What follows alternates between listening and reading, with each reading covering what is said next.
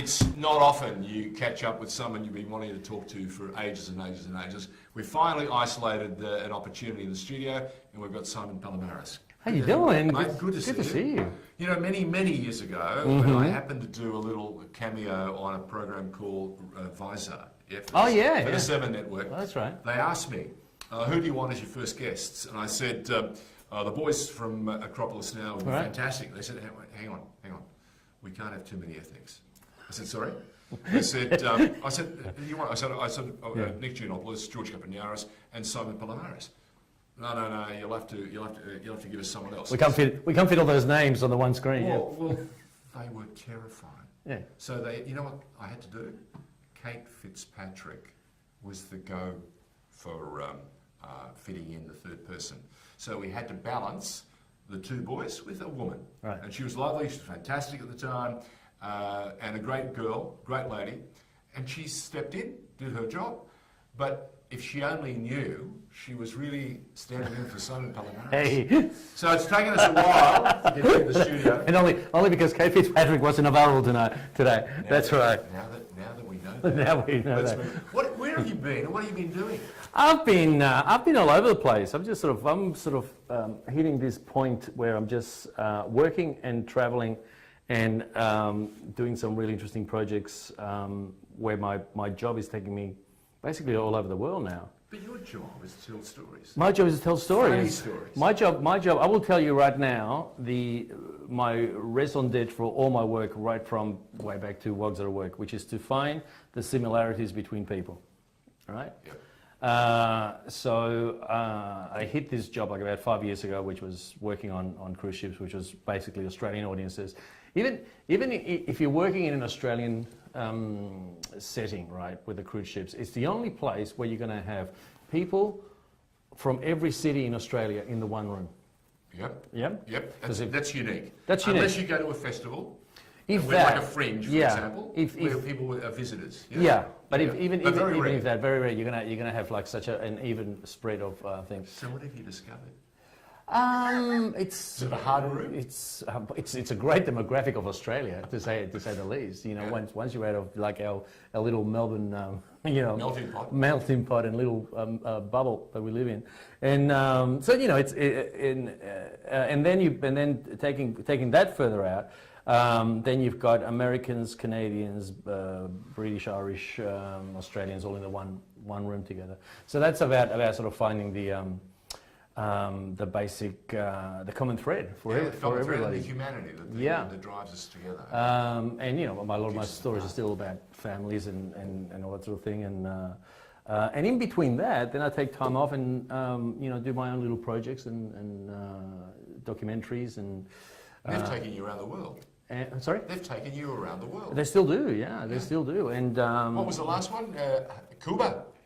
Cuba. This year's been a very weird year because this year they sort of started throwing me to places that just by sheer luck, basically. There was Antarctica, which was an amazing place because they have comedy classes in Antarctica.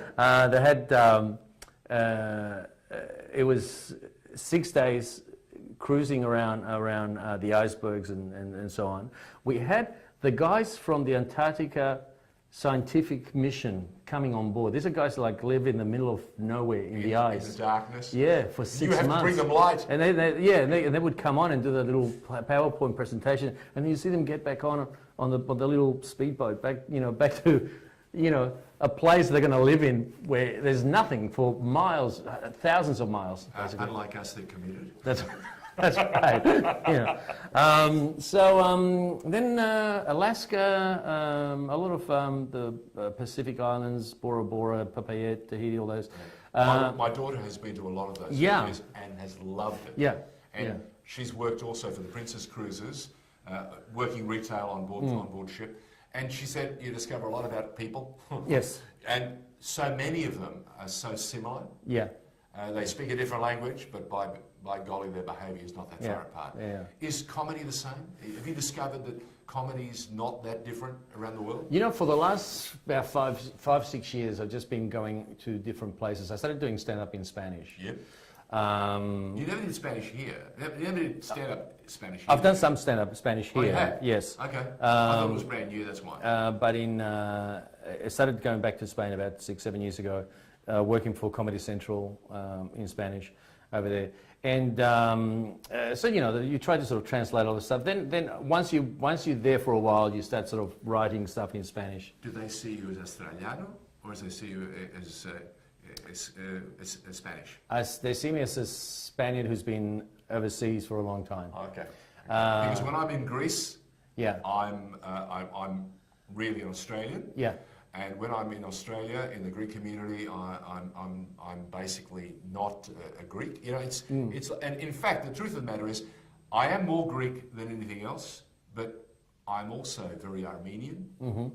And I have people asking me all the time, "What are you?" And I go, "I'm all Australian." Mm. So it depends where I am, the setting, and my mood and my sensitivities shift ever slightly. If I'm doing a commemoration to mark an Armenian event, I'm almost all Armenian. Yeah. If I'm doing an event like a Glendi, for example, or a Panegyri in Greek, I'm all Greek. Mm. And yet I can balance from either side. I find if I call myself Melburnian, it covers all those really well. It really well. All right. Yeah. Okay. Where do you live in Melbourne? Melbourne, I'm living in Northcote now. There you Yeah. go. Well, that is a microcosm of Melbourne, isn't Yeah, it? it is. It's just like you go up the on street, 50 different shops, 50 different shades of food. young and new and old and all Yeah, different So backgrounds. how has comedy changed from Logs Out of Work or from Acropolis Now? There's so many different, I mean, ethnic comedy like in Australia like that is sort of like one style of comedy, but there is so many different styles of comedy in Australia now, and so many different, Is it because we have more and more people climbing the totem pole? As they come to Australia, we now have Sudanese, we have Somalis. Oh, in that sort of sense, sense? yeah. As people come over, you start finding, new comedians sort of popping up, doing different things. Establishing themselves. We had Asian comics there for a while. We've got some Muslim comics now.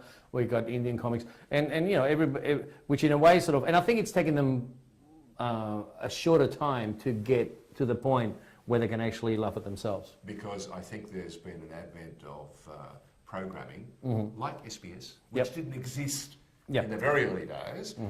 You born and bred in Melbourne? We came here when I was 10. All right. So before that, I had like 10 years of living in Spain. So that immersive experience was Spanish? Completely, yeah. Yeah. From what part of Spain? Madrid. Oh, Madrid. Yeah. Didn't speak a word of English till I came here, just for the people who are thinking of doing the English test. Right. That's fantastic. Well, I was born here and didn't speak English till I was about 7 or 8. Because in our household, we had Armenian, we had Greek, we had Turkish, all the languages, no English. No English. That's outside. And when I went to school, I can remember people thinking, what an arrogant so-and-so he is. They had no idea that I didn't understand a word they were saying. And it took me a couple of years to get the grasp on it. And then, of course, the beautiful thing in an ethnic household, you become the English master. Yeah. A few years on, and your mum and dad go to get a new contract or they go to talk to the bank manager, and you're there. They come along, you're suddenly like, now Dad, the bank manager would like to know. Which is fantastic. That's sort of like, balance of being, the translator for the parents, being the kid, but being the translator for the parents. So. Have you got any of your many children, translating for you? No, they're so out there. They're complete Melbourne hipsters now, How many? They're about 2 boys. 2 boys. Yeah. Brave and 25 and 23, doing pretty much so actually. The youngest one went out to live in Argentina in an exchange student when he was like 15.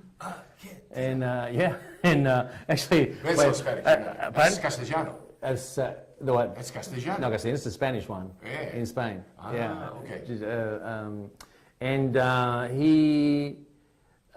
So he came back speaking fluent Argentinian with an Argentinian accent, picking up the fact that I had a Spanish accent from Spain, and then the other one went skateboarding around Lima, Peru, and up to Machu Picchu when he was like 21 as well. So yeah, they're pretty out there. Yeah. So they're fearless. Oh yeah.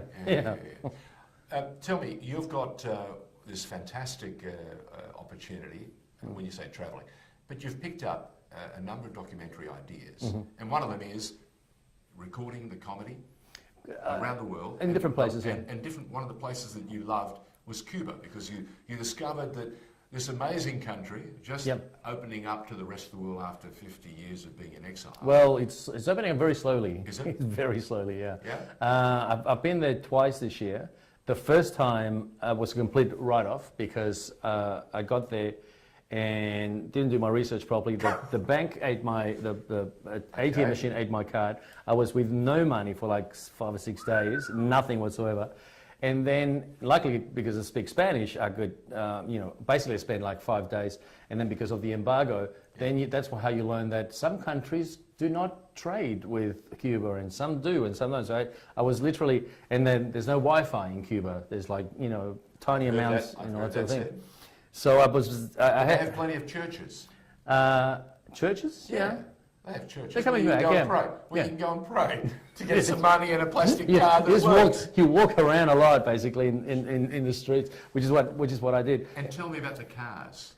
The cars... They are 30 or 40 year old? No, they're 65 years old. Oh, wow. Yeah. And that's the thing that amazed me about Cuba. It's like you can't get Wi-Fi, and you can't get, there's like they live with what they can get. There's really not much food. There's the amount, the supermarkets are like the old, Soviet Union where, one day you've got water and toothpaste, and the next day you've got orange juice. So rationing is really big. It's not. It's just like whatever they can get, whatever can actually trade in, right? And then, funnily enough, so you get very tired of chicken and rice, basically, because there's just not much else growing in the country, and talking about the countries slowly opening up, you start getting TV shows from overseas. So now the Cubans are sitting there watching MasterChef. Oh dear. Where the contestants have got this supermarket and they all run out, right, in this completely stocked supermarket, and they say, you've got to pick 6 ingredients and see if you can make something with only 6 ingredients. And the Cubans are looking and going, you can't get 6 ingredients in the whole of Cuba, We're going to make some Chinese today. First you grab some sesame oil, right, just like, unheard of. And so they're getting this whole sort of new way of opening the world, but the thing is that the cars is the absolute monument to the inventiveness of the Cubans, because how on earth do you keep a 53 Chevrolet on the road immaculately, right, for 65, 70 years? I think the reason, and not just one. I'm talking like. My father was an automotive engineer. Traffic jams. Well, yeah. Those cars were made. Yeah. To last a lifetime. Yeah, that helps. The cars of today have planned obsolescence. Sure. Designed into them, so that in 6 months' time for a new model. Yeah. So in a country like that, and New Zealand, 30 years ago had a similar, not problem, but a similar situation in the marketplace where you had a car, you kept it for an awful long time. Yeah. And most of those cars were second-hand cars from the Australian market, and they were well looked after, and they lived a long time with them. Yeah. But tell me, you talk about MasterChef coming. How about some of the Spanish Cuban shows from places like Miami? Cultural. Oh, it's 2 different worlds. Yeah, it's 2 different worlds, because literally you've got the Cubans living in Cuba, which the people who I was in an Airbnb, and the family that took care of me was basically they fed me for 5 or 6 days. The woman was an oncologist, and she earned $60 a month. An oncologist, and she earned $60 a month, and she still basically found a way to actually feed me until, you know, and that's Wow. it was just like an attitude to life, which is like, don't worry, everything gets sorted out here. Don't worry about it. I'm just lying in bed every night thinking, how am I going to get out of here? So then I did come back, and then of course then you go to Miami, which is, you know, American food and you know all that sorts of things, and money to burn and so on. So you know, it's just like, and it's a 45-minute plane ride from one to the other. So then I went back and I did interview a lot of comedians because I've got a massive history of comedy. And it was really interesting to talk to people who have been doing comedy all their lives without being able to touch on, you know, certain subjects, politics and that sort of thing. So are there subjects that are taboo? They put it to me really succinctly, which is you can criticize, but you can't parody. You can't make fun of the government, but you can criticize. But the thing is, life in Cuba is so hard, right, and so ridiculous sometimes. You know, like I was telling you about, you know, watching MasterChef when you can't get any food anyway, and of course, you know, people are not constantly distracted with Wi-Fi because they haven't got any. So there's, you know, the constant. And the phone doesn't ring all the time. And the phone doesn't ring all the time. You know, my phone just basically, you know, might as well was a great clock basically for the whole time I was there. Clock. And so they have this sort of all vaudeville tradition of going to comedy where every Thursday night you go to a theatre with 1,500 people and watch this comedy show for like, you know, 50 cents. And I bet you that audience of 1,000 people would have been fantastically warm. Because it was just and energetic. Because they view it differently. Absolutely. It seems to me like we have lost some of that warmth and some of that very special of celebrating. You go to a movie, for example, like when I was a young kid, there'll be 300, 400, 500 people in the theatre, in the cinema.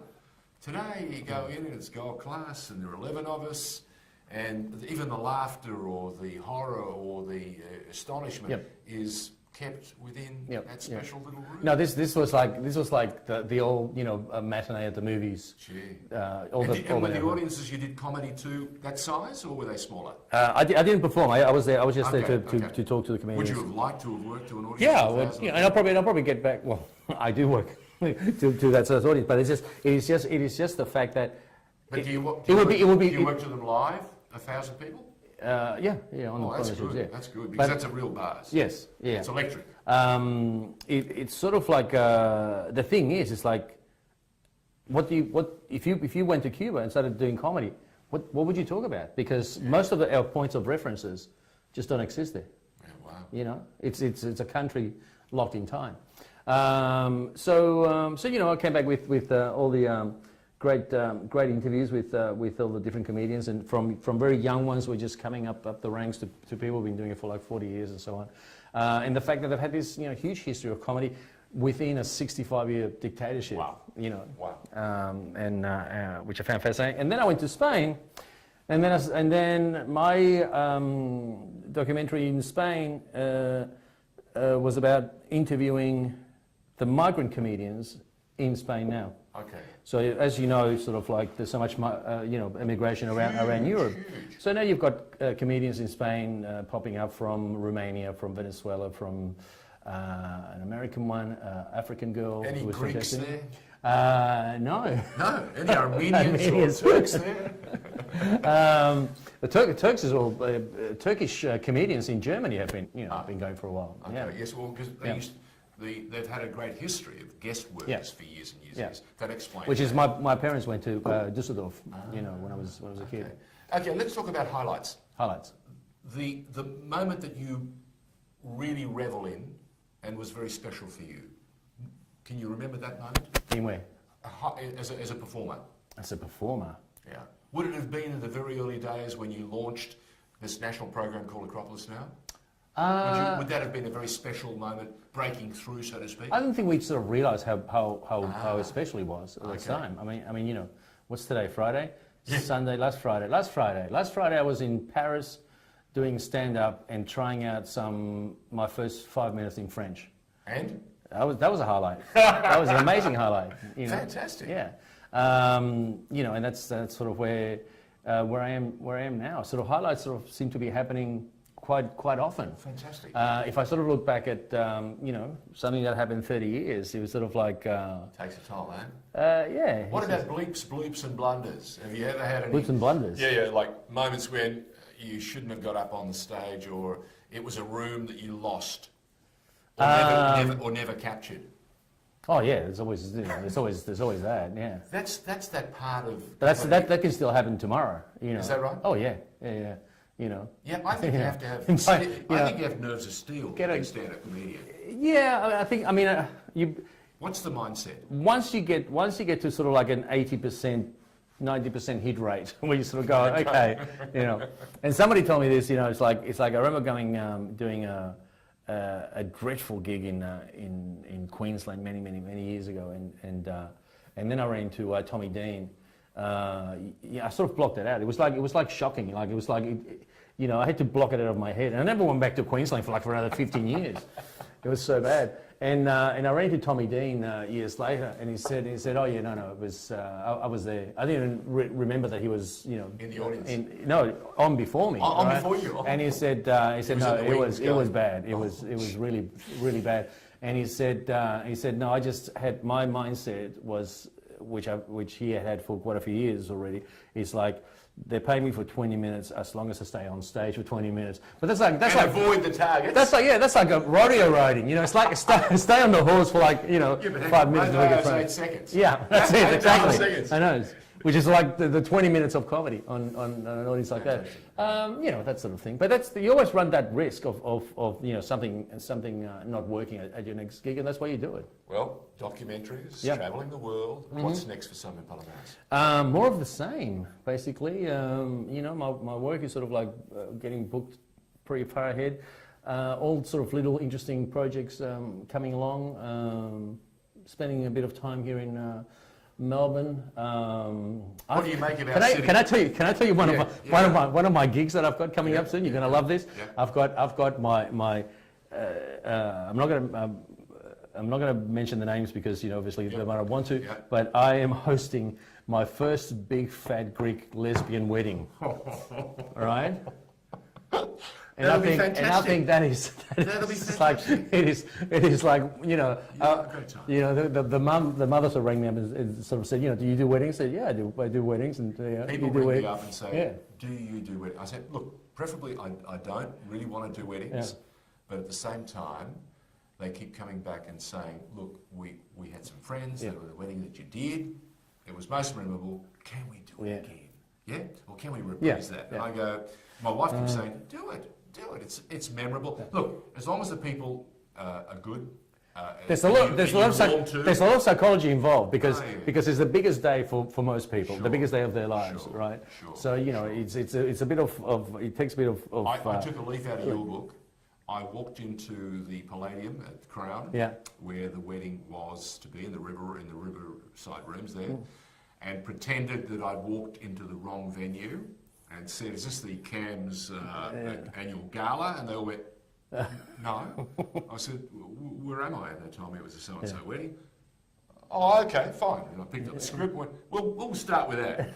And when they realised that it was George Donikian standing, and they locked in, they were most generous, and we had a most memorable evening. So much so that the young couple sent me a huge thank you, and it was wonderful. And I thought, great, well done. Tick, tick. No. Yeah. So send us the report card when you finish. And it was just the conversation with the mother was sort of like, can you do a wedding because, my daughter's getting married? I was like, yeah, that's great. And he says, but it's a bit of a special wedding. And I went, and then she told me, she's getting married to a woman. And then she said, are you all right with that? And I went, tell me something. You've travelled the world. What do you make of this current debate? The debate of what? We're talking about marriage equality. The marriage equality. The politicians, of course, traumatised at both ends. Yeah. They have constituencies. They need to answer their constituents. Where do you come from? Okay. The amount of apathy that usually happens in Australia. I would say that 70% are for or against, or whatever. It's just like most of the people in Australia could not give a stuff. If they changed it tomorrow, nobody's life would change.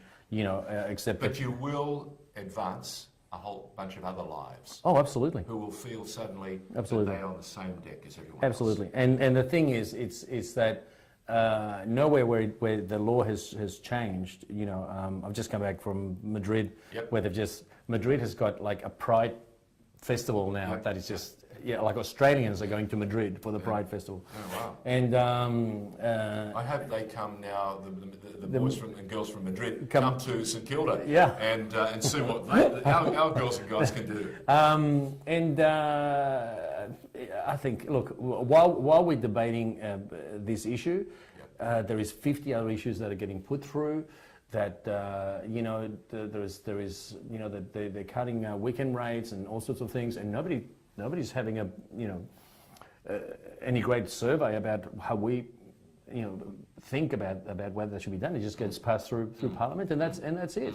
Meanwhile, you know, to me as an issue, the fact that we still have people locked up in detention, you know, that is a very big issue for me, because, you know, it says something about all of us that we accept that, right? And both parties do that. Let's go back. Your parents came, you were 10 years of age. Yeah. They came here for a better life. Absolutely, yeah. Les Murray, who we lost the other day, also came to this country as a refugee. Yep. Both of you have contributed, may I say. So many refugees have. Our country is richer for it. Yep. So for me, that should be, at the end of the day, all that matters. Well, and if there are one or two that don't deliver or don't hold up, you know, in that spectrum where you tick them or give them a cross, so be it. But the greater majority. Yeah, but it doesn't make us a better country to be fearful. You know, I mean, my parents lived across the street from the Atocha bombing, right? 200 people got killed there, all that sort of thing. That gets used as sort of like, well, see what happens over there. We don't want that to happen here. But the other, what they do not take from that, right, is the courage of the people, because from the building, which is directly across from, you know, our building in Madrid, that was used as the emergency hospital. That same building has got, you know, massive, huge 18th century arch. And that same building, when I went back last year, had a massive sign across the top that said, in English, "Refugees welcome." Right? Fantastic. Okay. And what they don't take from other countries, and this is something that I find quite painful and embarrassing, is that if you are going to use the terrorist attacks of other countries to build fear in this country here, then the least you should do is actually take the courage of those countries and see that the fact that the Spanish are not worried about terrorism, you know, in the sense that it doesn't stop them from doing anything. They've lived with that for years. Same with the French. When I first started the SBS World News, ETA were busy doing a whole bunch of things. Yep. The Baader Meinhof gang, the Sendero Luminoso, the Red Brigades, they were all there. You know, "Take me to Cuba" was a catchphrase. Take me to Cuba. Yeah, of people hijacking planes. That was like a joke by that stage. In the 70s. Yeah. Mate, listen, it's been great talking. Yeah. We wish you every success with your next challenge. Thank you. And I trust it's just around the corner. Never know where the next one is going to take me. Simon Palomares. Take it easy. Great to see you, man. Good on you. Great to see you.